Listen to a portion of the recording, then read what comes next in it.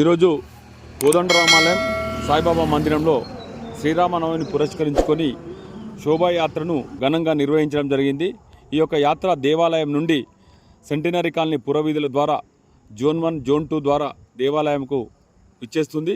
ఈ యొక్క ఆలయం నుండి పెద్ద ఎత్తున మహిళా సోదరిమణులతో కోలాటలతో ప్రతి సంవత్సరం ఈ యొక్క యాత్ర నిర్వహించడం జరుగుతుంది.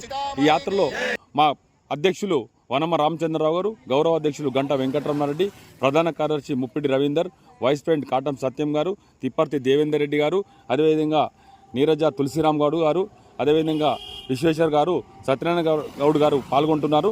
అదేవిధంగా ప్రతి సంవత్సరం ఈ యొక్క శోభాయాత్ర నిర్వహించడం జరుగుతుంది. ఈరోజు శ్రీరామనవమి సందర్భంగా మన గౌరవ మంత్రి శ్రీధర్ బాబు గారి నాన్నగారైనటువంటి కీర్తిశేషులు దుద్దిల శ్రీపాదరావు గారి స్మారకార్థం అన్న సంతర్పణ నిర్వహించడం జరిగింది.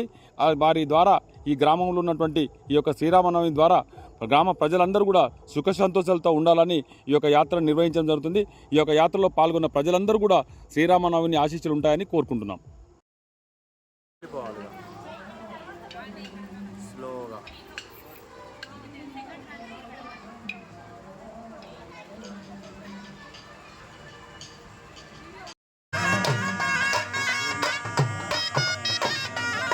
Ah